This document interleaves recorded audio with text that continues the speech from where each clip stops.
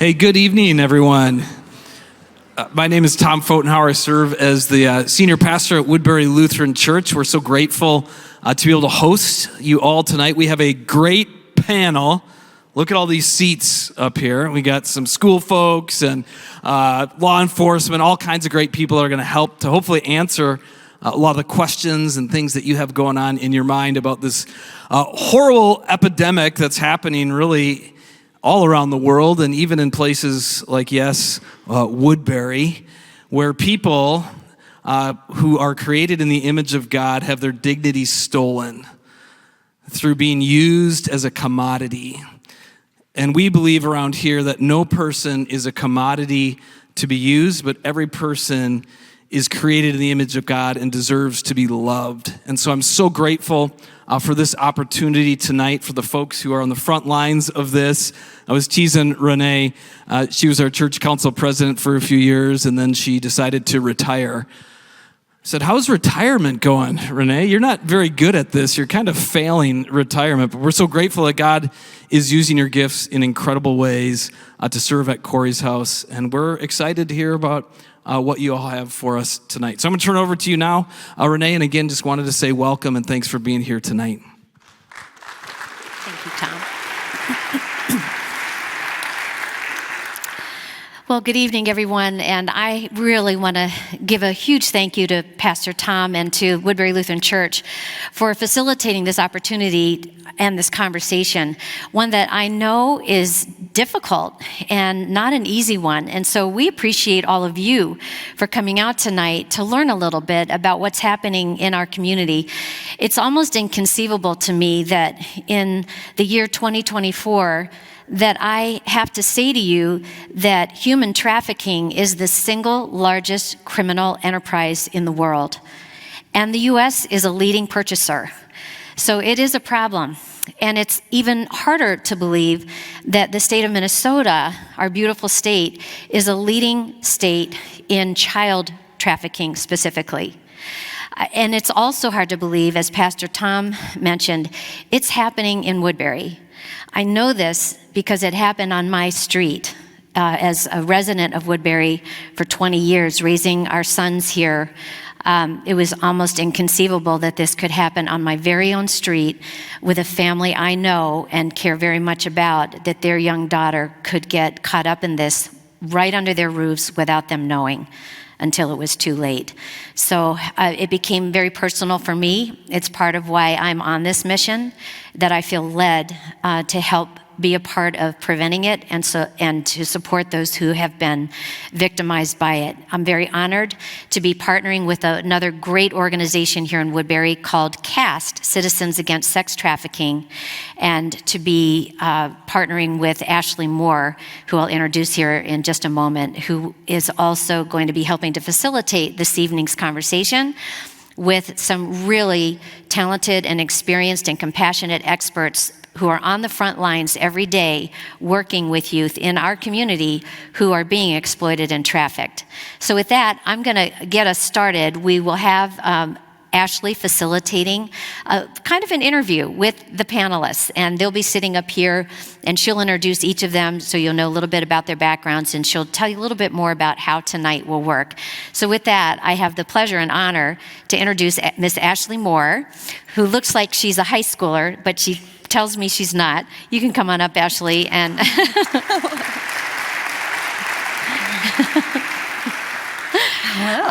hello. And Ashley, even though she looks like she's in high school, she does have her master's degree in international criminology, and I left my notes, so you'll have to correct me if I forget something. It's all good. But she has a ton of experience working with trafficked youth, not only in this country, but abroad across Europe. And she's spent the last 10 years serving trafficked and exploited youth in various capacities. And she is the executive director with C.A.S.T, Citizens Against Sex Trafficking, who really focus on education, prevention education in our schools and all across our community. So it's a privilege, Ashley, to have you facilitate this conversation tonight. Thank you so much. Thank you. Really appreciate it. And it is such a joy to be able to partner with Corrie's House, with several incredible panelists, and with each and every one of you. So welcome. I'm sure that when you're thinking, what am I going to be doing with my free evening, talking about sex trafficking, sexual exploitation, and the harm that's happening in our community probably isn't quite up there as the what do I like to do in my free time. But I am so grateful that you are choosing to spend an evening with us. Because as they've mentioned, this is an issue that is happening in our backyard. Now, a little bit of an additional piece of my story, just so you're not like, who is this random human facilitating? So as Renee mentioned, so I grew up here in the Twin Cities, in Woodbury specifically, and the issue of human trafficking was something you heard about, but it was never an issue that was like, oh, this is in my backyard. I don't know about you, but for me growing up, it was always an issue over there. It was a different country, if it was a different city, if it was a different state, it was a downtown issue. It wasn't in my suburban community. And so for me, I didn't get really introduced to what exploitation and trafficking look like until a college class, which I've been in the anti-trafficking movement for over 10 years now, so it feels a little anticlimactic to say, oh, I learned about it in a college class and that's kickstarted my career. But for me, that's my story. And for me, I heard about this. And what set my heart on fire was listening to how my neighbors, someone is trying to ascribe their worth as less than. You're priceless from the day you're born. You're priceless to your last breath and every second in between. And so for me, that is what set my heart on fire. So how did I get involved in anti-trafficking? I attended community awareness nights, getting to listen and learn from incredible experts. And then I started volunteering and then interning, and before you know it, I became a caseworker for survivors of sex trafficking specifically in Austria, in England, here in the US. I've worked with law enforcement on freedom flight and sting operations in the hotels. I've partnered with incredible experts and being able to hopefully bring this information to you in a way that is accessible, because it can feel really scary. And wherever you fall on the spectrum tonight, whether this is the very first time you're hearing about this issue, or this is part of your lived experience, or anywhere in between, welcome. We're so glad you're here because you, in your everyday life, can make a tangible difference. So as we're talking about this, we're going to be hearing from an incredible panelists. I do not have your bios memorized. I will be reading from a script, but I will share them. But we're going to be hearing from incredible leaders in the community about what's happening in our space. But wherever you fall on that spectrum, if it's the first time you're hearing about it and you're like, wow, I did not expect it to be this intense, please feel free to take care of yourself. If that means you need to go get a drink of water, if you need to pace in the back, if you need to stand out in the lobby for a few minutes and then come back in, please make sure you're taking care of yourself because you matter. And this is a safe space for you to be able to ask questions, to listen and learn, but do it in a way that's going to be helpful for you. And so with those questions, we want to make sure that you have an opportunity to ask your questions while being intentional with timing. And so our strategy for this that's worked in the past too, we have note cards in your pew, what do you call those, pew steps, pew holders? The little cubbies in the benches. So pretty much if you want to write a question down, feel free to write them on the note card and pass them to the end. If you want to stick it out, if you want to have an arm out for the people on the end, welcome to the team. You're going to be helping our volunteers. They'll collect those note cards and bring them up to me, and I will weave them in with those questions. So feel free to write them down. If you need resources after the event, I want to encourage you to go and check out the tables because we have resources and action steps for you to get involved. You might not be called to have your entire career be in anti-trafficking like it is for me. You might be an accountant, a stay-at-home parent, a student. You might be a teacher.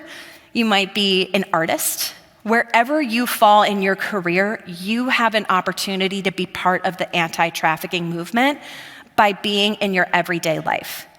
So we're going to talk through those practical steps. I like to highlight it at the front, and I'll highlight it at the end too, but we love the cheesy, I should say, not we, I love a good cheesy phrase, sharing is caring. So if you can, think about the ways you can share your time, your resources, and your connections. As you're listening to the experts, how are ways you can integrate this information into your daily life? And want to encourage you again, explore those tables. Grab one of everything and be able to start talking about this with your friends, with your family, with your community, your connections. Because we are all better together. And it's a lot easier to change the world when we're doing it with each other. And so I want to invite our incredible panelists up on stage here as well. And so without further ado, I'm going to introduce first and foremost Tonya Lenox. So Tonya is our safe harbor. Yep, you can come on stage. So Tonya Lenox, she is the East Metro Regional Navigator for Safe Harbor.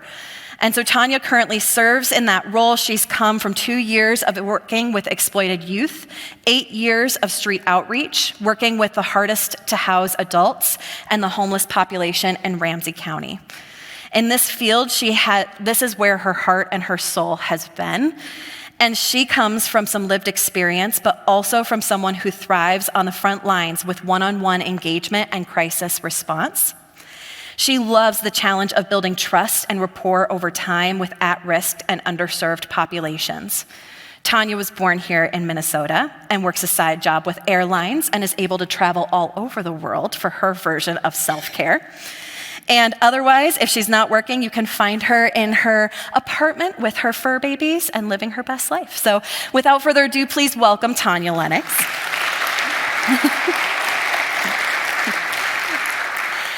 Next, I want to welcome to the stage Lindsay Kolquist, who is the social worker at Tartan High School. And so she's the social worker for Tartan High School, and that is the North St. Paul, Maplewood, and Oakdale School District.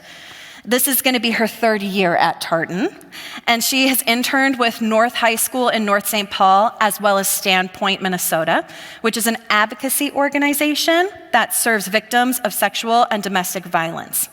Lindsay is hoping to shed light on the impact of sex trafficking and what it has and can have on our students in our school. So without further ado, please welcome Lindsay Kolquist. Thirdly, we have Sergeant Paul Stenglein, who is the task force commander of the East Metro Human Trafficking Task Force. So Sergeant Stenglein currently works in Washington County Sheriff's Office and has over 20 years of law enforcement experience, 10 years of experience investigating in violent crimes, narcotics, and human trafficking. In his past assignments, he has done patrol canine handling, also worked for SWAT, detective with the Washington Drug Task Force, narcotics, and then the DEA Task Force officer, sergeant with the Washington County Sheriff's Office. He currently serves as the task force commander for the East Metro Human Trafficking Task Force and can provide that law enforcement expertise. So please welcome Paul Stenglein. And last, but certainly not least, is fantastic Laura Mulliken. She is the Executive Director of Trafficking Justice. Laura has served in the anti-trafficking space for over 10 years. She equips and inspires faith communities, individuals, organizations, all to fight exploitation. Her current passion is to come alongside families who are personally affected by sexual exploitation, grooming, and trafficking, and can provide that family insight as well. So without further ado, please welcome Laura Mulliken.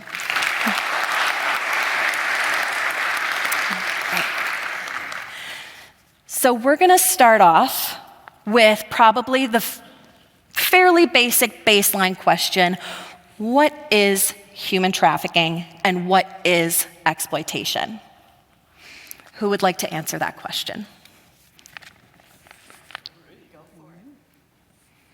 Well, I guess I'll get going here.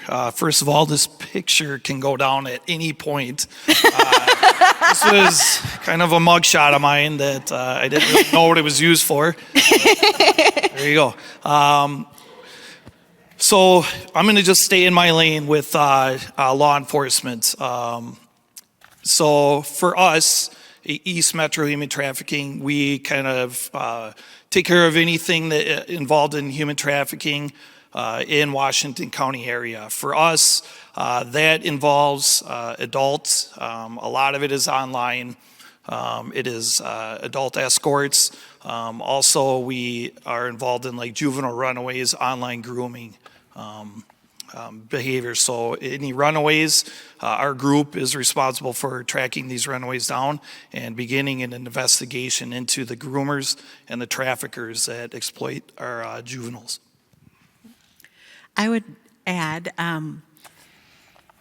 it sounds perhaps crass, but I think to wrap your head around how this evil operates, especially in sex trafficking, think about a pyramid of commerce. So we have the trafficker or the seller who is using someone else, exploiting someone else's body to sell them. So they are motivated, highly motivated by money, power, and control.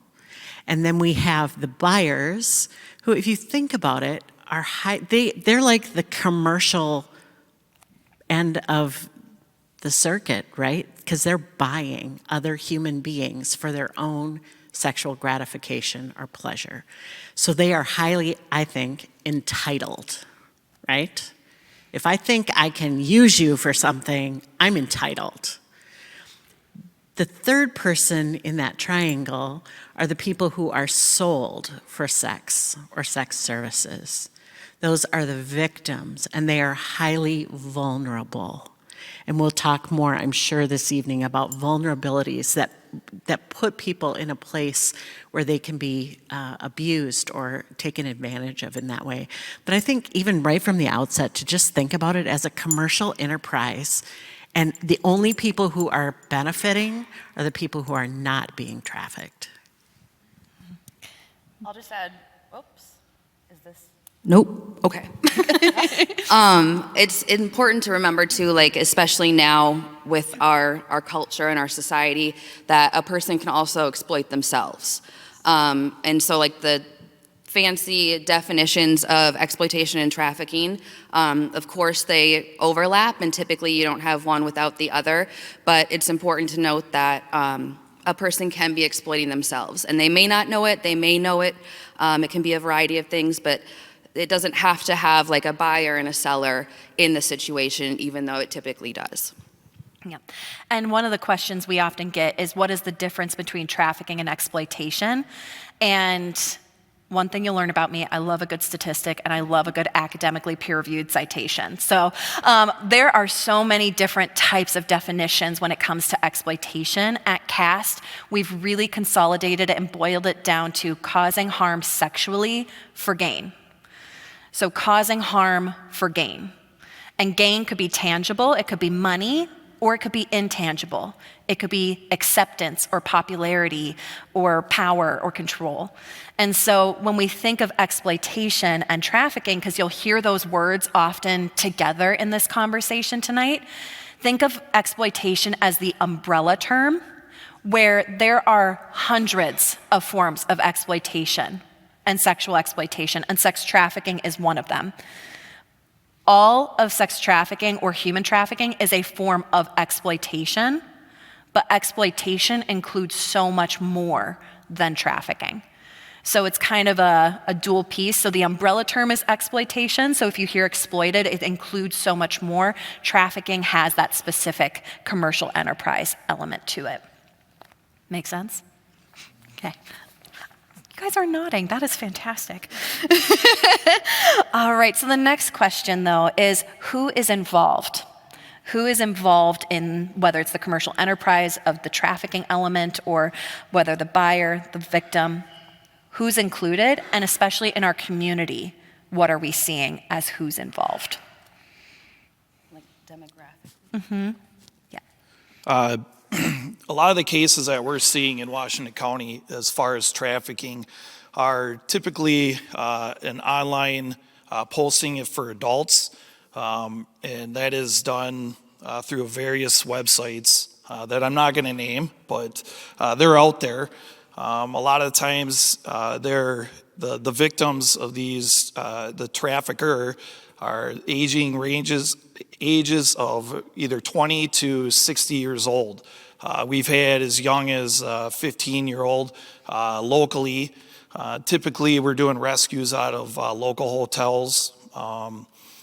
When we do our undercover recoveries, and a lot of the victims are coming from background. There are a lot of substance abuse issues that we're dealing with. So that's a part of where our advocates get involved, because they have a lot more resources than sheriff's office or a task force has. So we always reach out to them trying to get some type of help when we do a recovery. But again, they're mainly females that are being victimized. And again, we'll call them Johns, are usually men. So us men have to do a lot better with this stuff, because there wouldn't be a market if there wasn't the men that are purchasing and doing this type of stuff. I'll add to that. So I think especially with our online world that we have now, there is not a demographic anymore. It's honestly, I'd say most of my caseload at this point is not like youth coming from poverty. They're not runaways. They're living at home. They're going to school. They are holding down a job. A lot, like the majority on my caseload are in the suburbs, whether it's Minnetonka or Woodbury or whatever it might be. So it's not just like the inner city runaway homeless youth anymore, because we have access to the internet. It's just opened up this whole new world of evil where they can be preyed upon in a lot of different ways. And I think it's important to note too that when I got into this role, I think I didn't realize how much familial trafficking goes on. Meaning like if an uncle or a mother or a father or brother or sister is part of the trafficking or exploitation, that is, for me, about 50% of the calls and the crisis that I get it is involved with family as well. So I think that it's also important to note, like, I think we get this image in our mind of like this sleazy, greasy guy, like in the dark corner, you know, but it's really, unfortunately, anyone. So I don't think there is any demographic anymore. And then this is also your reminder too, if you have note cards and questions, please feel free to write them out. If you don't have access to a note card, if you want to raise your hand, Emily and Callie wearing the C.A.S.T t-shirts will come around and make sure you have access to those as well. So the other question that we often get at C.A.S.T, we do prevention in the Twin Cities and Western Wisconsin and really field a lot of community questions. But what are the risk factors? So what pulls somebody into an exploitive or a trafficking situation? What are those vulnerabilities, especially if there's not a specific demographic at risk? How do you identify, well, who's going to be preyed upon? Go ahead. Yeah. I can pitch in for the school perspective, and we know that children and teens often, they long for a sense of belonging, right? And there's this peer pressure and social pressure and things that come along with schools. But I think a big thing we see in the schools is victims and students are being offered this sense of security and belonging, and I will take care of you and I'll be your partner. And I think that's a huge vulnerability of some of our students. Mm-hmm. Well, and if everyone in the room would pause and think back to your best year in middle school, how confident were you? How easily were you betrayed by a friend, or mischaracterized or misunderstood by your parent? I mean, all of those things when we're youth feel magnified. They feel bigger than I can carry in that moment. And I've worked with families whose kids have been playing Minecraft, perfectly fine game online, right? They failed to know that there was a chat room feature in the Minecraft game.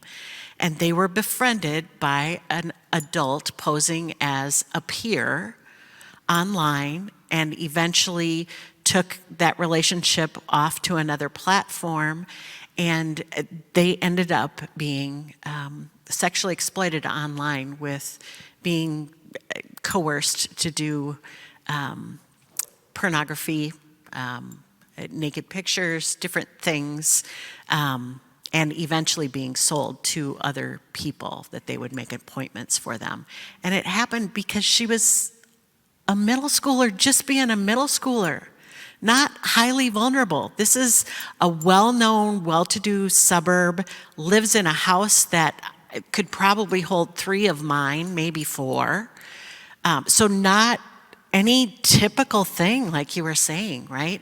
So I think it helps to just put pictures sometimes around those words, because we can look at a kid and think, oh, you've got everything you ever needed.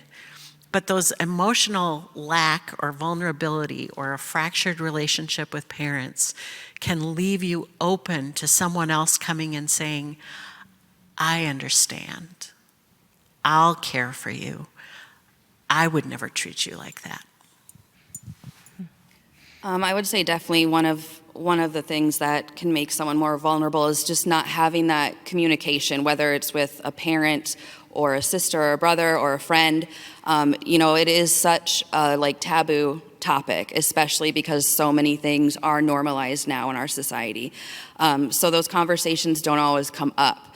But like you mentioned, the internet has opened a different world. I've had the same experience where during COVID, when kids would take home iPads from school and do virtual and whatnot, there just weren't enough blocks on them, and we've had children get trafficked through their school iPad on is it Roblox? Mm-hmm. Okay, yeah, so like that, yeah, like a Minecraft. It's not like just Tinder or the typical things. It's anything at this point, and that world is opened up for people to cross paths that may have never crossed paths otherwise. And so a teen or a youth being able to come to someone and have an open conversation where they're not going to be judged if they did something and they made a mistake or whatever, to have someone to talk to and be open with, because the more it's a secret, the easier it is for that trafficker to groom them and to really fill that void. So I think it's important just to have those open conversations, and for children and youth to know about the very seriousness of online safety and what that looks like in our generation now. So what I'm kind of hearing from this too, so it's kind of, there's the physical vulnerabilities and the emotional vulnerabilities. And the big pieces are, with those vulnerabilities, it's communication and it's also internet. And so it's not about a good app, bad app, or good game, bad game. It's if you have access to the internet, predators have access to you. Does that feel like an accurate reflection? Mm-hmm. Yes. And for me, on my phone, I teach internet safety in schools, and I have Scrabble, and I don't play Scrabble with strangers. And I got so many solicitations on Scrabble on my phone. That is the least attractive app there is. It's there's nothing. You must be really good at Scrabble. Scrabble. I love a good word game, but that was just, I'm I teach internet safety, what? And it's if I can't even have Scrabble be safe, what app is there? And that's what we're hearing too, is that it's not about safe apps, but we have to talk about this and have communication, because you can wrap your kid in bubble wrap, but somebody's ready with a paper clip or a machete ready to pop it. And so you might have all the protections on your kid's phone, but what happens when their classmate flips their phone around? So we need to talk about this and have that open communication and recognize those vulnerabilities. It's not just the physical vulnerabilities, which absolutely do play a part. Unstable housing and homelessness and drug addiction, those can all play factors. But we also have to recognize the emotional vulnerability too. Does that sound accurate? Yeah. And so when you're talking through these vulnerabilities and these channels like roadblocks or Minecraft, is there a certain age you're starting to see exploitive behavior from your professional spheres? I'll just say, from the law enforcement aspect of it, pretty much the minute you give a phone to a juvenile is you're opening them the door to any predator into their room, into the privacy of your own homes. So a lot of our cases, so in 2023 we had 141 cases that we worked in human trafficking, and 37 of them were juvenile. And for, 12-month period, that's quite a bit. So that's a lot of work that we have to do follow-up, and that's all online predator grooming aspects for juveniles. Yeah, I would agree with that as well. And I think that kind of links back to what we just talked about, where having the conversations, because a phone is just part of our world now.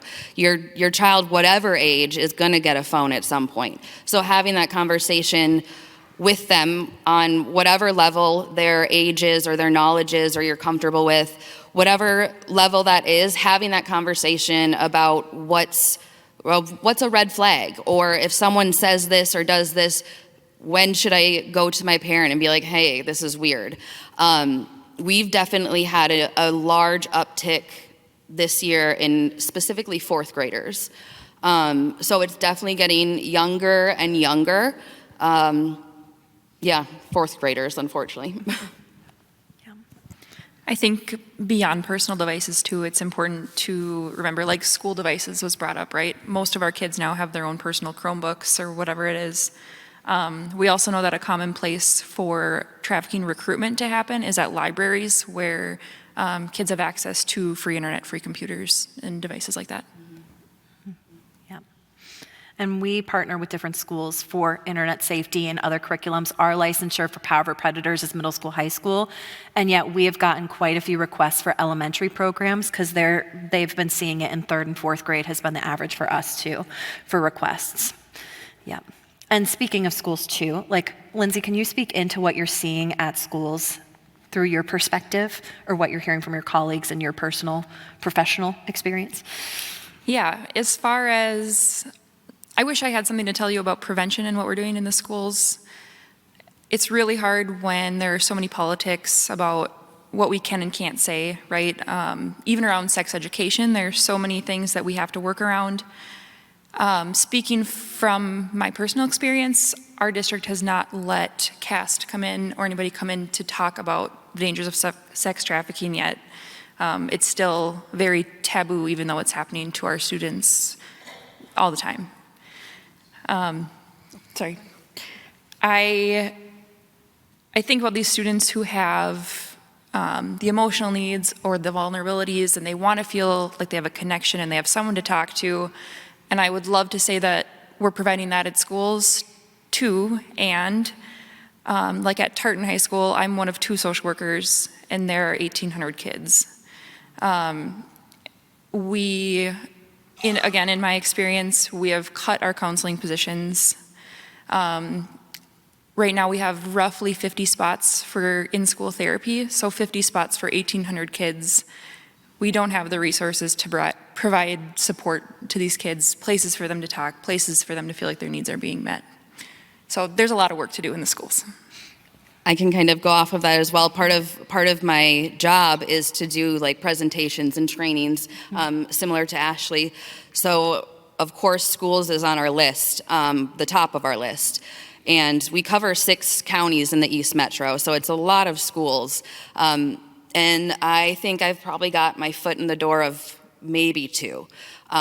Because like you said, it's the politics, it's the buzzword of trafficking or exploitation, and somewhere along that line of politics, it gets shut down before we can even get in there. And not even necessarily present, but like table at lunchtime, just to be there and be available to these youth. But it's definitely difficult, and I won't jump ahead, but I think we also hear a lot like, oh, we don't need that. It's not happening here. We don't see that. And I'm like, I promise you see it every day, multiple times. You just don't know that you're seeing it.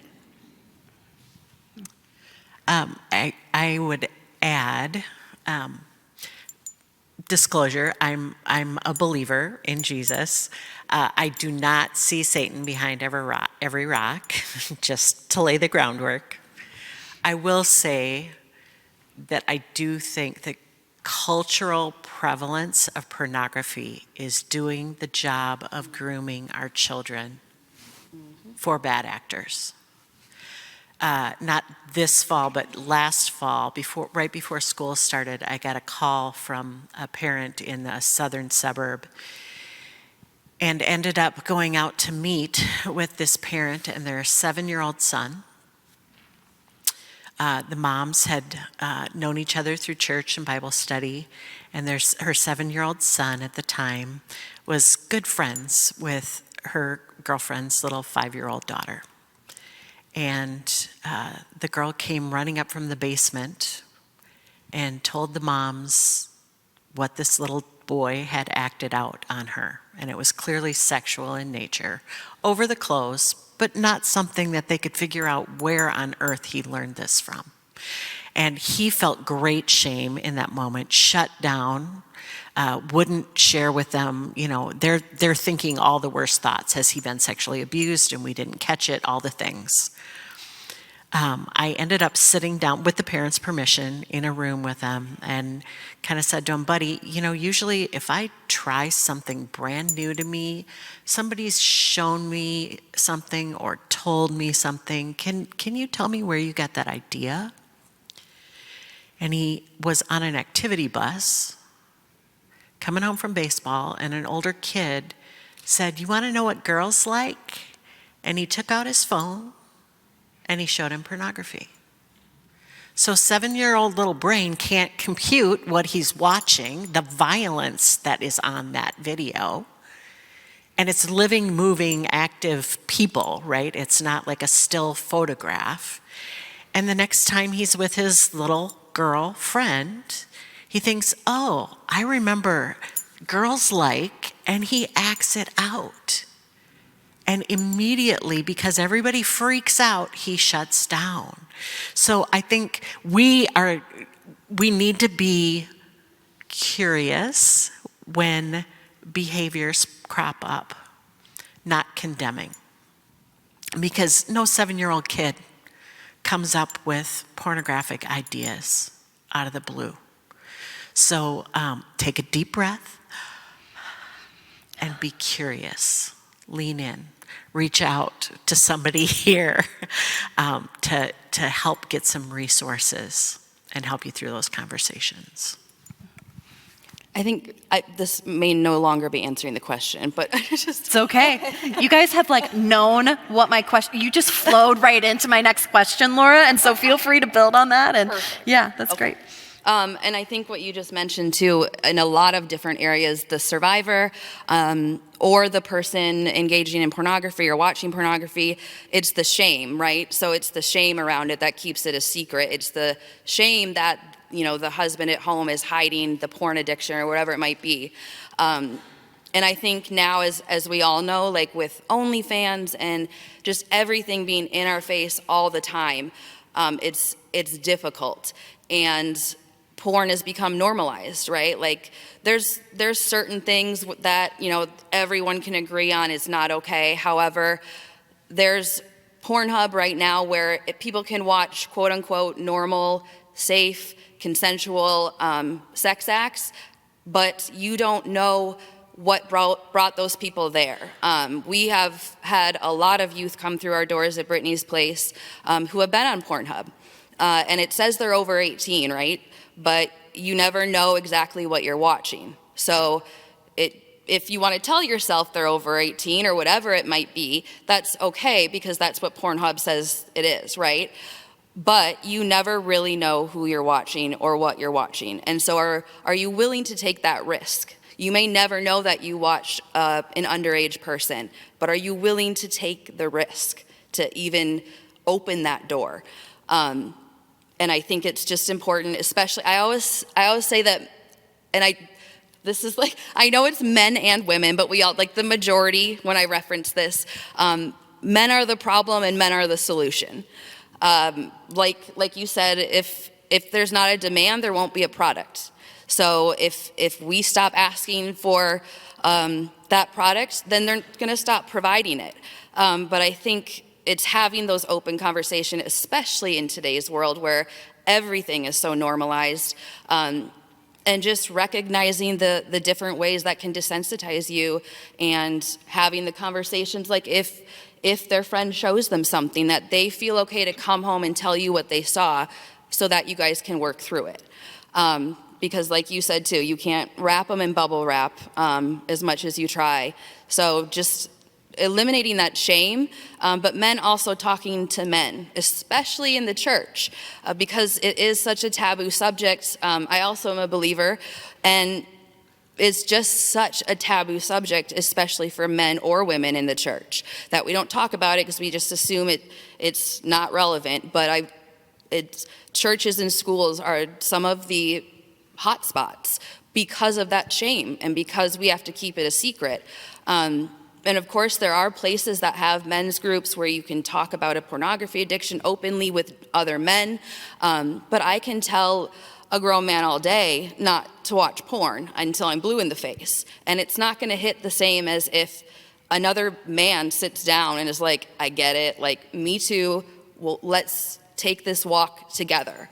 And so I think especially just in the Christian community especially, it is a shameful subject, but being able to talk with other men and have those men's groups and not having the embarrassment if it needs to come up is big. At C.A.S.T, we often say it's not about shaming or blaming, it's about listening, learning, and growing. And so we can't always change the past, but we can change how we move forward. And so as we're going to be exploring some of the solution sides, because this can be heavy, this can be daunting. We've just heard, what does and doesn't exist for resources and support. What are we able to do about this? As we're listening to the situations, thinking through, give yourself grace. It's about listening, learning, and growing, and how do we create the world we want to have moving forward? And so the first step in that is bringing awareness. We have to get comfortable with the uncomfortable and step into that space so that we can make positive change and create the world we want to live in, where kids get to be free and kids get to be kids and approach the world in safely with curiosity and discovery, where parents can feel confident that they can have those awkward conversations. No one enjoys having a how do we prevent sex trafficking conversation with their kids. I have yet to meet a single parent who's like, I am ready, this is gonna be fun. No, right? We're all uncomfortable, child, parent, everyone's uncomfortable. Get comfortable with the uncomfortable, because that's how we make positive change. And so this is gonna be the invitation, and this is where we're gonna start moving into that action step of, now that we've heard some of the landscape of what's going on in our community, what can we do as everyday community members to start shifting into that new solution side? So for the panelists, from each of your perspectives, I'd love it if you're capable, if you're comfortable, you can say pass if you want to, no pressure, I'm putting you on spot. But if you're willing to share, just like from your expertise, what is action steps that community members can take, big or small, in your sphere, that would make a positive difference in ending exploitation, ideally before it begins. Get out those pens and note cards. I'm going to give you something to write down. If I were a parent, I have 3 adult daughters. If I were a parent raising children or teens today, and I were wanting to establish good conversations about all these tough topics, I would go to axis.org, axis.org. They have tons of good stuff online, but they have a weekly email that comes out, or it's done in a podcast form as well, called the Culture Translator. And they stay on top of all of the middle school slang. They stay on top of all of the media or TikTok trends that are happening. And they kind of cull it down to the most important. And they send out an email once a week that kind of talks about something in the news that's relevant, media that's relevant, and then they actually give you conversation question starters that do not feel like you're putting a spotlight on your kid and they want to run away screaming. Axis.org. And just to build off of that too, what we recommend for parents is do side-by-side conversations, not facing each other. So car ride conversations, fantastic. going for a walk around a lake where you're doing something and being able to have that movement while you're having that conversation. It's already a tough topic, so to gaze into your child's eyes as you're talking about this intense topic feels awkward. Grab some ice cream, sit in the car, and have a real conversation. And let them also inform you. What are they seeing? For internet safety, what apps do they care about? Because the minute we start listing what are good apps, bad apps, which honestly, as we've learned, if it has an access to the internet, it has an access to vulnerability. But let them share. What is this TikTok? Do I need to be making dance videos? What is this? And let them share about what do they care about, so that you can start doing research and Googling how to keep my kids safe on TikTok, or how to keep my kids safe on XYZ, whatever their apps that they're interested in, and let them take ownership of it too. So talking through those situational drills and car ride conversations, if you're at a sleepover and somebody's telling you your body is beautiful, body empowerment, take a photo of your body and send it to me, what are the vulnerabilities with that? That's a very common location outside of schools. Buses and sleepovers are a lot of those location hotspots. So how do you help your kid process through that? And those car ride conversations or side-by-side conversations can be a good tool. And I love ice cream, so yay, stop at Dairy Queen or whichever ice cream provider you prefer and enjoy some good conversation. Yeah, huh? Well, I have a teenage daughter. Talking to a teenage daughter about this stuff is kind of like talking to an indoor cat that just like scurries off and hides under a bed every once in a while, or goes down to the room. So it sounds really easy in theory. So, but again, with my job, I have 3 daughters, a senior, a freshman, and a 10-year-old. So I am going through it all right now. So what I do, and when I do presentations to people, I talk about making sure you're monitoring all their apps that they're putting on. If they do have a social media, like I have coworkers that make sure their kids absolutely know Snapchat. I mean, I'm not going to bury my head in the sand, because a lot of the communication nowadays isn't texting for teenagers is old school, right? So Snapchat's how they text. So I'm not going to bury my kid in the corner here and not allow that. I'm going to educate her and talk to them all about, the risks of Snapchat. And I always tell her, don't make sure you're not taking pictures that grandma and grandpa aren't going to want to see, So kind of put a little fear into them about that. But I mean, we're open about it, and I don't always go home and share war stories of what I'm seeing, and but I'm making sure that I'm monitoring what type of social media apps they have. But I always tell them, if you don't know the person that's trying to request a friend request with you, you absolutely know.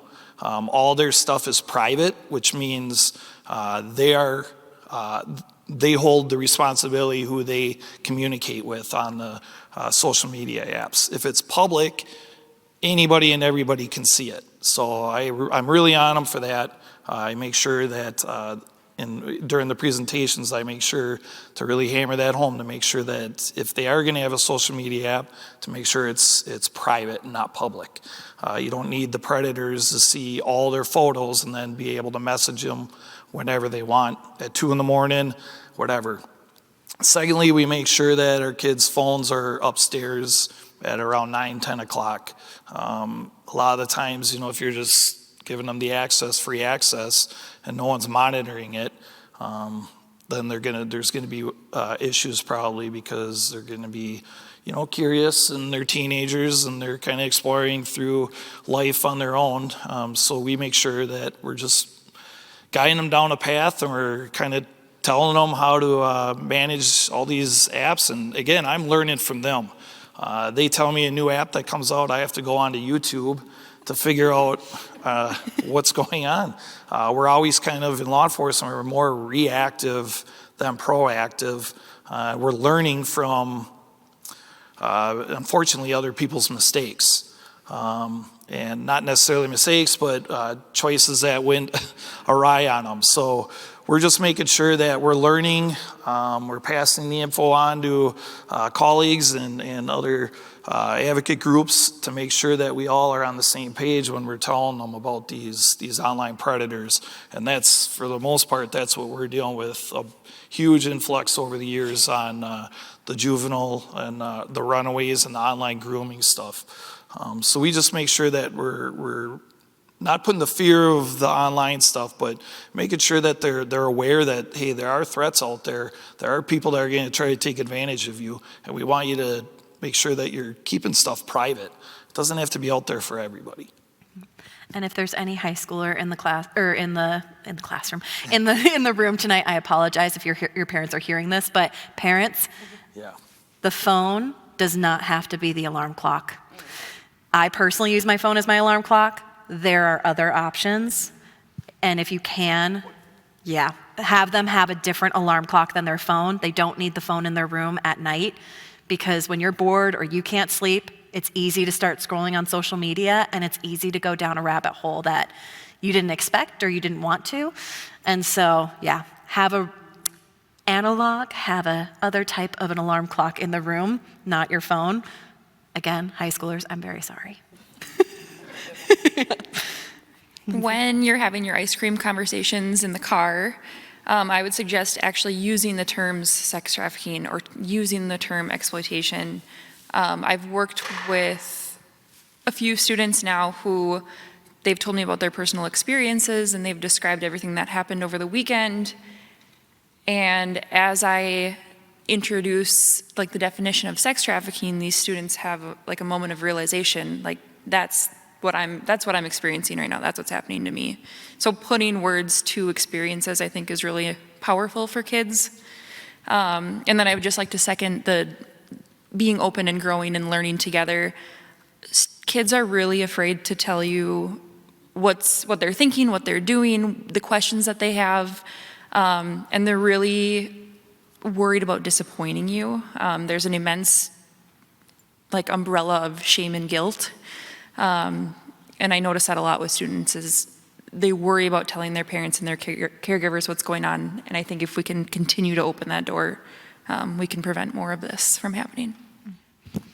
Is there anything too, before we get into yours, Tonya, anything else for families, community members, individuals, if there's 1,800 students and 2 staff people, is there anything that we as community members can do to better support school staff or support the school district as they're providing those services for students, especially in this space? I would love to advocate for like funding public education. A lot of our positions cut from our counselors and our social workers come because we're just so poorly funded. And I realize that's a huge ask. I think it goes back to have kids being able to talk to their parents and their caregivers. That's a lot of prevention can come from that. And then we can do less putting out fires and more preventative work from the school side of things. Thanks. I would like to add if they would let me into the school. I feel like that could also be, so if you could advocate for them to say yes to me, that would be helpful. But for me, I think there's 2 parts to it. Definitely, like everyone's touched on, the shame and the open communication that we've already mentioned as a preventative thing. And like you said as well, using the terms. We've had girls come through our doors that have been trafficked for their entire life from 5 on, and they're 19 now, and they're going through programming at Brittany's Place, which is a shelter for exploited youth. They're there, and through our curriculums is when they're like, oh, like, I was exploited. And in, from our perspective, it's like, oh my God, you're like, yeah, but to them, it's sometimes until they hear that definition or hear that actual word, it doesn't always click. So I definitely agree with that as well, not shying away from the actual terms. But then I would say there's also the side of if you're having that conversation and, God forbid that the person you're talking to has already been through an experience or knows someone who has. Not having an expectation coming out of that conversation. So really making sure that when you go into that conversation with the youth, that you don't come out, you're not expecting a certain result to decide if that conversation was a success or a failure. If they would disclose something to you about a friend or themselves during the conversation, not responding with, shock and awe and oh my God, like staying calm, taking a breath, do the oh my gosh later, but not in that moment when they're disclosing to you, because they're telling something that is hard. And obviously they hold a lot of shame around it, but evil grows in the shadows, right? So the things that are done in the dark are where that festers. So just making sure that if you go into those conversations and they do disclose something, being prepped for yourself on how to keep a poker face and be supportive and make sure that the first time they're disclosing that to someone, they aren't feeling shamed because of it, because that will stick with them. And then I always tell youth, like, trust your gut, like prevention or in it. If it feels weird, it is. Like, trust your gut. And especially it can be tough over the internet and we can talk ourselves out of a lot of things, but trust your intuition. And if you're not sure if something is off, it's probably off. So go with that route. Mm-hmm. Yeah. And kind of building off of that too, for a lot of community members, we've gotten the question like, okay, well, what specifically do I say in that moment? And so I know for us too, because at least for me, from my casework experience, a lot of times if somebody does choose you as their person to share a piece of their story, they might share a snippet to see how you handle it before they disclose everything else. And for us, when we're problem solving, ever since we were little, we were always taught to ask questions, because when you ask questions, you can understand how to get part of the solution. So if somebody's like, hey, something happened at that sleepover. What happened? Who did what? When was this? You want to get into investigative mode so you know how you have the pieces and information you need to be on the solution side. A lot of times predators are counting on that. And so the first thing they'll do is ingrain that message of, if they ask you a question, it's because they don't believe you, right? And that's not what we're trying to do when we ask those questions. We're trying to help and trying to understand. And so what's a helpful first step is affirmation. So if somebody was like, hey, something happened at a sleepover, thank you so much for trusting me. I'm here for you. You don't have to face that alone. Are you open to sharing what happened?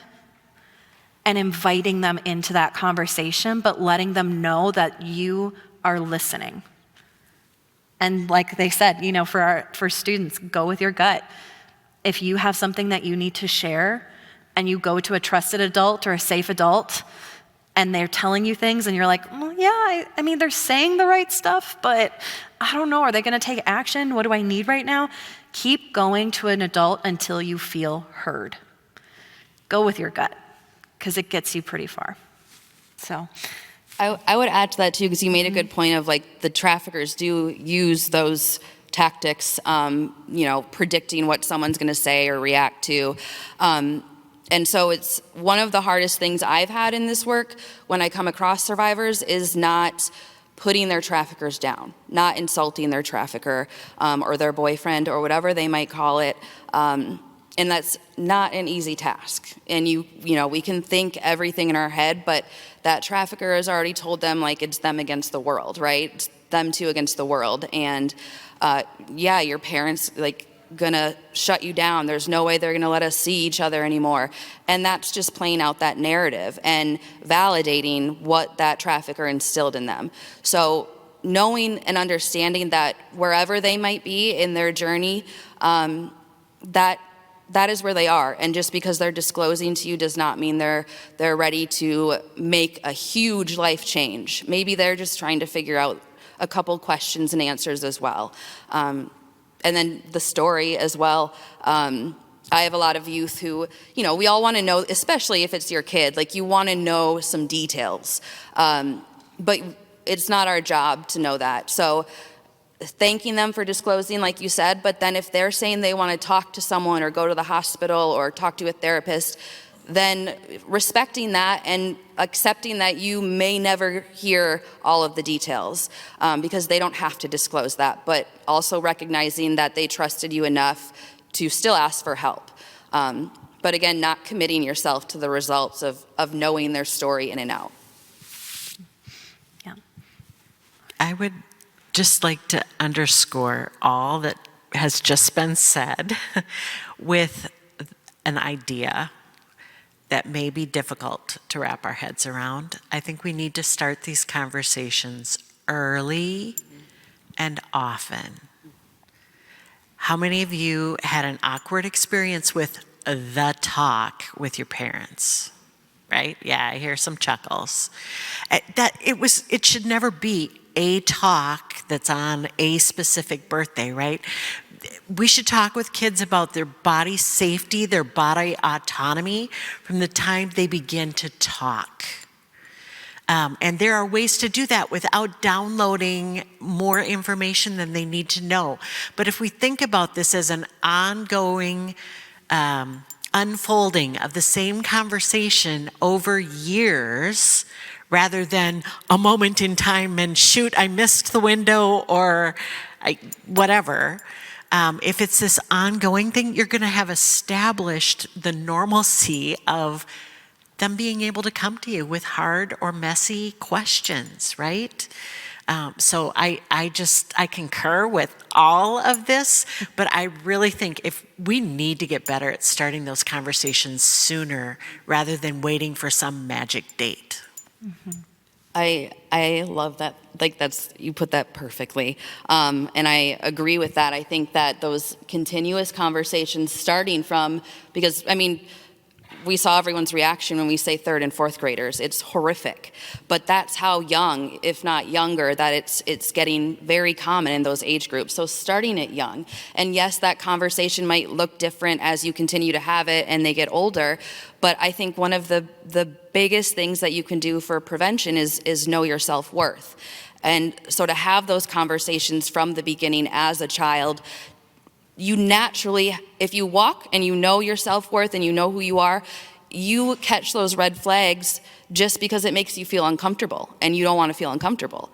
So knowing your worth and having those conversations around self-esteem, that almost instills just like the natural instincts for them to be like, you saying that is not okay to me. Like, and that makes a huge difference. I have one question just for a lot of the examples we've used. We've used a lot of feminine pronouns, but this is something that victims can be both boys or girls. There's not a specific gender that somebody who is the victim, there's not a specific gender for the perpetrator. Nationwide statistics, love a good statistic, is 36 to 50% of victims do identify as boys in the United States. And practically how that's playing out with who's requesting help and seeking services. Oftentimes, women are seeking services more because the language has been geared towards women more. And so it's also important that we're being inclusive with language as well to invite boys. I had a client once, my colleague's client, who was a boy, and he didn't get help for years because he was like, well, that was the girl problem. And then as somebody explained what exploitation and trafficking looked like, he was like, oh, that is me, but that's a girl problem.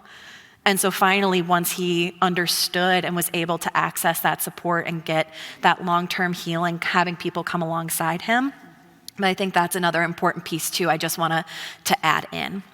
But the next question we have, so we've talked a lot of the prevention and the communication side and having these challenging conversations, young, consistent, and inviting kids into the space in a way that's age appropriate. And so there's plenty of resources. Again, check the tables out there too. We can help you get at resources for age appropriate content for those conversations. But if somebody is in an exploitive situation, or if whether it's in-house, you know someone in your neighborhood, like Renee shared, if you have somebody at school, if you have someone in your church or community group, how do you ask for help? Like, I don't know how many of you have heard the phrase, like, see something, say something, like at the airport for anti-trafficking maybe. You might with your travels. But see what, say what. How do you ask for help?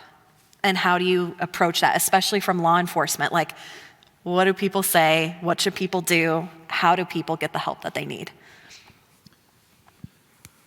Well, of course, that's such a broad question.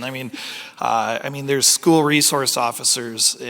First of all, we're victim-based. We're not gonna look to get whoever's coming to us and just cram them with questions like, what happened, what's going on? If we get a report, we're reaching out to an advocate to come and sit on an interview to figure out the best course to, because law enforcement's job to get who's victimizing the victim, right? I'm trying to hopefully put them in prison for a long, long time. But with that, we need the partnership of all these advocates out here and the public to be aware of your surroundings when you're like in a hotel and you're seeing traffic coming and going out of a hotel room. That's, if your mind's going, well, that's different. Well, go to the front desk. Anyone that works at a hotel, they have to be trained in human trafficking. So they have skills and they know who to reach out to. But in the schools, there's school resources officers, there's social workers, you'll have a bunch of brochures out there. There's a team out there to do the best thing that we can do for these kids. And we're all passionate about the job. I know I would do it for free if I could, but the public, you guys are paying me, so I'll take it. But there's plenty of resources out there. But if you're seeing, we recently had within the county a neighbor that said, hey, this person's getting pretty involved, this adult, with underage person. So they called 911 or even non-emergency. And what does it hurt? Just for us, that's our job, to go out and just ask simple questions and just see what we have. And actually we were able to kind of save this kid from a terrible situation that was about to happen. So it's as simple as that. You could call a non-emergency and somebody will follow up with it. And especially in Washington County, because we have, Woodbury's got a great department that is really proactive in human trafficking. And so is the sheriff and the county attorney. So this community is very good on this. So if you guys reach out to any law enforcement agency within the county, you're gonna get a follow-up, and it doesn't hurt. And if it's nothing, it's nothing. Nothing is gonna happen, but we're making sure we're trying to put these kids in the best place we can and reach out. I know I've reached out to Tonya quite a bit about coming to help me because, I only know my lane and I don't want to be overstepping and saying something wrong where you guys are the professionals on that. But there's a team out there, so don't feel bad if you ever see anything. Just reach out to anybody at this or any of the brochures or any law enforcement. We'll definitely do follow-up and it won't be intrusive at all. I would say or call your navigator. And I'm the East Metro Navigator, so I cover Washington, Ramsey, Santee, Chisago, Anoka, Dakota. However, let's say you're having this situation in Hennepin or wherever, you can still call me. Like every region we cover Minnesota with Navigator regions, and each region has one Navigator. However, we're all connected. So if you call me and it's just not my county, I will get you connected with the county that is correct.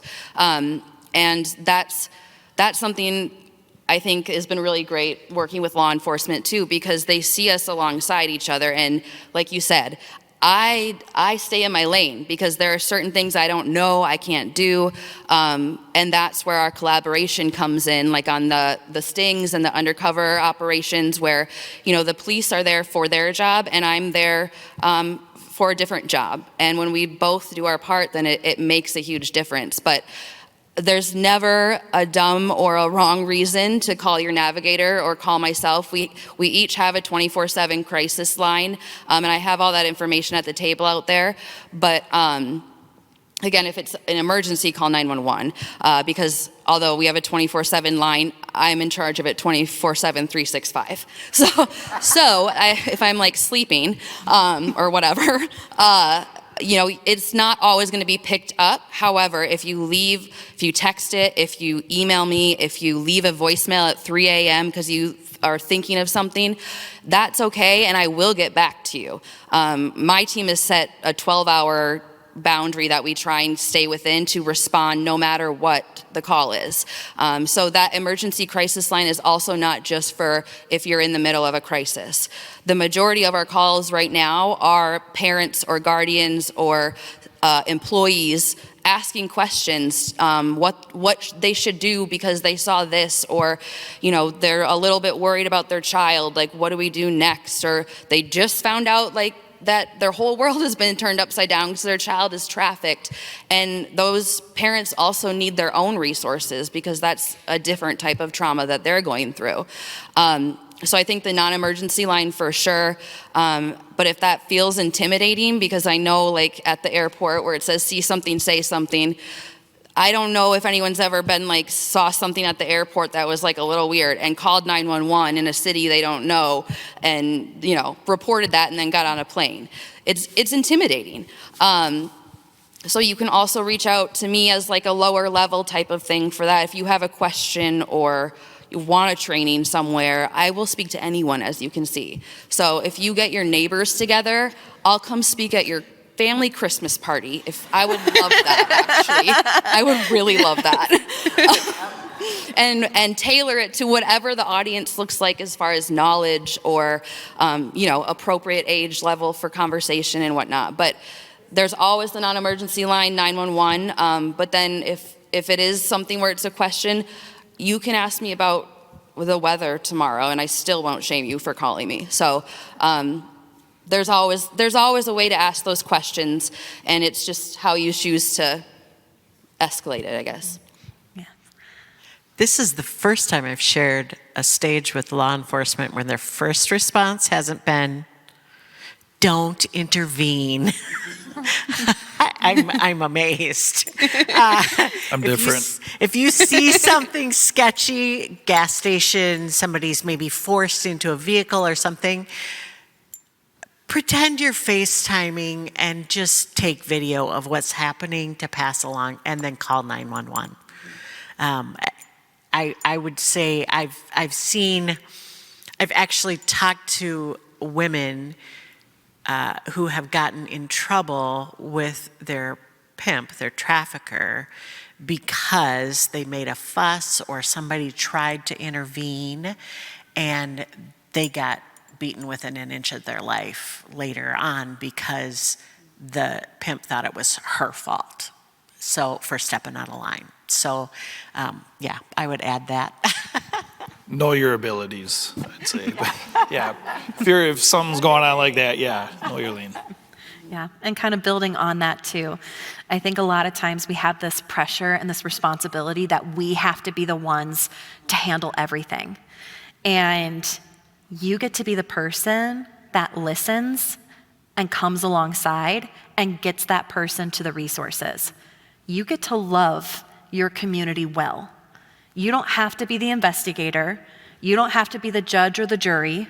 If somebody told you they were attacked by an octopus on the sidewalk, thank you so much for sharing. Let's go and get you some resources. Call your navigator. Call your navigator. Tonya will answer within 12 hours. There's options, right? You don't have to go and investigate if there was an octopus on the sidewalk. You get to listen, hear their experience, and connect them. And that can be really freeing for you. You don't have to take on all of that extra responsibility. There are resources here that want to come alongside and support you in that journey. And so how do you ask for help? If it's an emergency response, if you're seeing somebody being shoved into a car, if you can document it safely, feel free to do so, call 911. If it's something where you're like, is it something? what's happening here? Like, I think I need to make a report, but I'm not sure. You can call your your regional navigator, wherever you're located through the Twin Cities or throughout the state of Minnesota. Or you can also call, we've talked with the Bureau of Criminal Apprehension, the BCA, and you can do an anonymous tip online. You can call them as well. So that's kind of the, do I need to make a report? Do I need to talk this out? And then there's times too where you're like, that person looks exhausted. Are they tired, or is something going on? Or they used to be so bubbly and now they just seem so sad all the time. Normally, somebody doesn't switch their personality or their behaviors suddenly without a catalyst. If you ask your kid to unload the dishwasher and they freak out on proportions you've never seen, and you're like, the request to reaction ratio's off here. More often than not, what happened to make your kid lash out? If they used to be a joyful, happy kid and now they are sullen, if they're exhausted, if they seem frustrated or fearful or timid when they've never behaved that way before, what changed? You don't have to investigate. You can make a report saying, I'm seeing some things. Can you help? And we've got resources here that can help. And so you don't have to face this alone. And if you're like, that person looks tired, but I don't know if it's like tired enough for it to be something's wrong, or if it's just like a bad week or what. We have the National Human Trafficking Hotline. We've got little business cards too. They have 24/7 texting services, or that you can email, you can text, you can call, and they have people who will talk it out with you. The whole, am I crazy or am I not crazy? I like to call it am I crazy line. Like, can I talk this out with somebody who will be like, no, that's enough that you do need to take the next steps here. Let's walk you through that part. So we've got those resources out on our table, the little business cards there too. So emergency response, 911. If you need to process information, make a tip, you can contact your navigator, the non-emergency police line, the Bureau of Criminal Apprehension, BCA. Am I crazy? Feel free, the National Human Trafficking Hotline, or Tonya as well. Yes. Yeah. And then at schools too, connecting with the school social workers and seeing how do we connect and support them as they're supporting our students too. So you don't have to face it alone. Does that sum it up correctly? Did I miss anything? I'll add something to that too. Yeah. To, of course, call the hotlines, but that's also what I'm here for. Not necessarily always to like be your therapist or anything, like just for the crisis hotline. But we have a lot of parents who call and say exactly that. Like they think something's up, but they don't know what, and there's no like hard evidence or proof, but they think something's up because they have had the conversations or know the signs. We will come in and we won't lie about who we are, but we can frame ourselves because we have case management and whatnot as well. So we frame it as, let's set some goals for independent living, or for let me help you create your resume or apply to college or whatever it might be. We will not force that topic down their throat until if they would ever like to talk to us about it. So, they'll know who we are, we'll be open about that, but we don't have to be like, and when were you assaulted? Because your mom said you looked tired. So it's like we can approach it different ways. And I just had a great conversation with the mom where it was exactly that, where her daughter had severe Stockholm syndrome and she didn't know how to approach it. I just reminded her, like, the biggest thing is that you called and you want to know and you want to find out and you're asking the questions. Like, that is the catalyst. So, yeah, definitely. Always talk it out. This is your permission to make the phone call, to send the text, to send the email. We're all telling you, send it. We are here for you too. And so we've got about 5 minutes left here. And so I want to give an opportunity for each presenter. If there's one piece that you want the audience to take away from, what would be something you want them to walk away with tonight?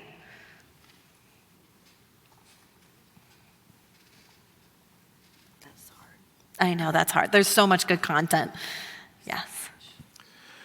Well, I'll just start that. Obviously, there's a team out there trying to get into the schools, churches, and I could speak for our task force. We started in 2016. If anyone remembers what was in Minnesota in 2016, it was a Super Bowl.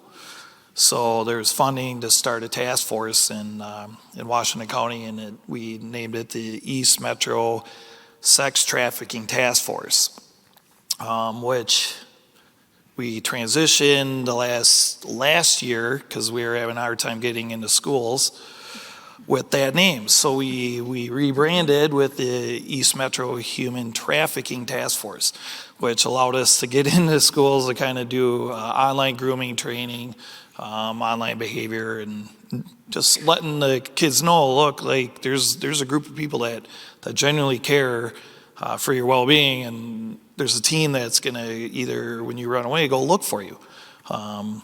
And we're going to get you the resources you need. You're not going to get it thrown away. We do care.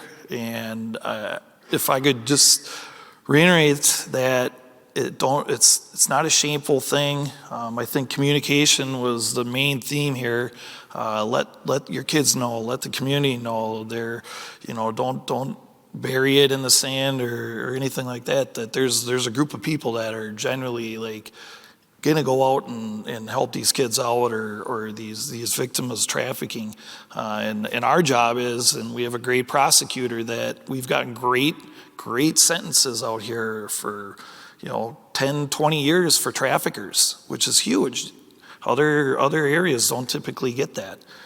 So we've got a really committed group of investigators, prosecutors, advocates that are here for the community. And I think if I could just reiterate that again, that communication is everything, and we're here anytime you ever need us to come out do a talk at a Christmas party. Better have some baked goods, yes. But we're here for you guys. So I just want you guys to know, like, grab a brochure, come have a conversation with us after. I mean, we're all got families. We're all part of this, and we want our kids to be able to go do whatever and be kids. So again, thanks for hosting this, and I'm grateful to be a part of this. So thank you, the church, for hosting as well. Yeah, thank you. I guess I would really well phrased too. Yeah, by the way, like that's probably could wrap us up. But yeah, absolutely. That, and just along with those conversations, I always have like a soft spot and a like trigger for the Super Bowl, because the Super Bowl is such a big catalyst for that. But it's not just the Super Bowl, and it was in whatever city it was before the Super Bowl came, and it's going to be there after. So reminding people and having those honest conversations that it's not just the Super Bowl, having those conversations with your kids that one of the biggest events for human trafficking every year is actually fishing openers or Sturgis. We have girls who had to go from ice house to ice house on the lakes. So having those conversations, because maybe your son is going to go ice fishing and he sees something and he talks to you about it. So it's that ripple effect. And then just knowing your role.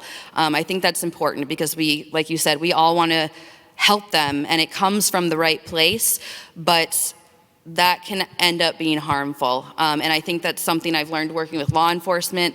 I was also very wary at first when I started this position, and then one of the first things that I had an interaction with law enforcement was Fridley Police, and we sat down with the survivor, and he was able to get rid of 2 warrants she had for something silly, like something that just added up. It was something silly. And I couldn't do that. So he just took away a huge barrier that she had to getting services that I would have never been able to do.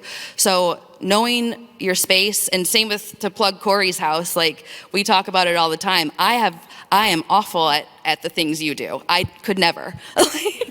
So you know what you're good at, I know what I'm good at, and coming together and using those resources is actually what helps. So just checking ourselves from a savior complex and honing in on what you're good at, and that's what's going to take you the furthest. just in case this still feels like a, happening somewhere else, this isn't my problem. One quick little last stat, the 2022 Minnesota student survey, over 4,800 students answered that they had traded something for sex, or had traded sex for something, money, food, a place to stay, etc. It's happening all over, and that's the kids who were there to take the survey that day who answered honestly, etc. Every victim ever is somebody's daughter or somebody's son or somebody's sister. And I thank you everybody for being here tonight. Don't wait until it's happening to you or your family directly. It shouldn't have to happen to you for it to matter to you. So thank you for being here. We all need to look out for each other. That's great, thank you. I'm going to bounce off of that. Not waiting till it happens to us, right? I encourage students all the time, and adults as well, to try to shift in our mind from looking at somebody who has problematic behaviors, right? Or they're unkempt, or they're dressed inappropriately for whatever the situation is. Instead of saying, what is wrong with you? Internally change that question to what happened to you? That's a big difference in how I view people that I might otherwise write off. Instead, I seek to understand and become curious about what has happened to them to put them in the circumstances that they're in. And then additional to that, I think as people of faith, anytime, like we've said that everybody's vulnerable to being exploited, right? But there are higher rates of kids going through the foster care system have higher rates of trafficking or exploitation. So anytime we come together and we cover a vulnerability for a homeless youth, for someone who's couch surfing right now because home isn't safe for them, if we provide meals for Young Life Club, if we get involved in the foster care system, if we become safe adults, trustworthy adults, and cover those vulnerabilities, we are all involved in prevention of exploitation and trafficking. So that would be my encouragement. Thank you. The last thing I'll say is kind of what I started with. Sharing is caring. Share your time, volunteer, intern, share your connections. If you want to advocate for programs in the schools, for C.A.S.T, we've been working, listening and learning to some of these barriers. We're now presenting 35 classroom presentations this fall, and we're partnering hopefully soon with Tonya as well. We've partnered with many of you, and I'm excited to explore more. But schools are ready for this program, and so advocating for it to be in your schools, advocate for it to be in your youth groups, in your community groups, in your businesses. We have the information and tools, and we'll custom tailor it to your specific community's needs. Christmas parties, I had a group of moms, they were like, our kids are gone for summer camp. If we're in pajamas and bring bottles of wine, will you talk about this? And I'm like, I will not show up in my pajamas, but I will show up. And so we talked about it. It was 8 moms, and it was good conversation. It doesn't have to be a massive group. We will come to you, all of us want to share this information. Laura and I, we've partnered on parent workshops. We will do this for parents. If you have a specific group, advocate, share those connections, and share your resources, for making sure schools have the funding, law enforcement, nonprofits, resources. If you have a business, if you have the funding, it can make a profound difference. For every dollar spent in human trafficking prevention, saves Minnesota taxpayers $34 on victim services. Where else are you going to get a 1-to-34 ratio? That's impressive, right? Like that, it can make a big difference, but that's just the money side. We're here to protect each other. We want kids to be free to be kids. We want parents to feel confident. We want staff and resources to feel supported. And we're all better together. Each of us have a place in this. So I want to encourage you, check out the resource tables, sign up for the newsletters, grab all of the information, whether you need it right now or you might need it in the future. That is what prevention is for. We want to end it before it begins. And so I just want to walk away feeling encouraging alongside you that we all together are better. And let's create the world we want to live in. So thank you for taking the first step. I want to encourage you to take that second step and explore the resources. If you have questions, some of us will be available too at the tables. We're here for you. So thank you all so much for allowing us to celebrate with you tonight. And Renee is going to close it out.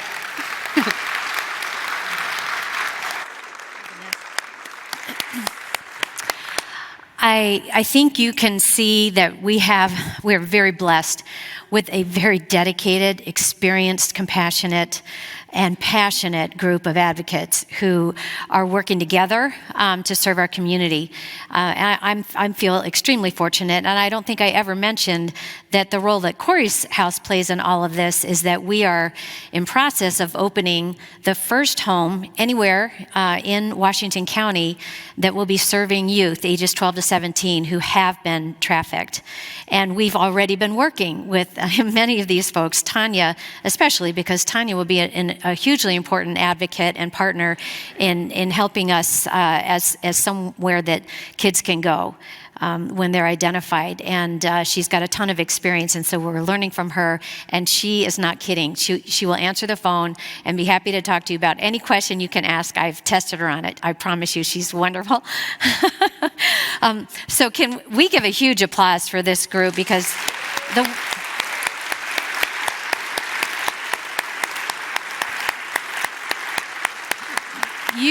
You're doing the hardest work. You are in it every day in the front lines, supporting our kids and supporting us as parents and a community. It's not easy work. I'm starting to learn and appreciate that more by each day. So we just cannot thank you enough for how much you care about these kids and that you cared to come tonight and help all of us. We thank you because, again, we know it's a tough topic, and you cared enough just to come and learn. That's the first step. And now, to be able to take those conversations back to your own homes with your own kids, I think is really where you can go from here. It could be with your grandkids, nieces and nephews, your brothers and sisters. Just start having the conversations. The more and more that we create awareness and advocacy and compassion for this, I think is the best shot that we have, both to prevent and to support you, so that ultimately we're empowering them to live a life that is free from exploitation. That is the goal, and it really does take a village. So we just do invite you to go back, take a few minutes if you can, to grab some of the information that you can have available. You've seen there's a wealth of knowledge and experience that can support you in all kinds of different ways. And again, I can't say enough about Woodbury Lutheran Church and their leadership to step into a topic that we know is incredibly difficult, but we hope that after tonight you appreciate why it's so important. That as a church, as a community, we really need to start talking more about this and working together as advocates. So we thank you and hope you have a great rest of your night. Thank you all.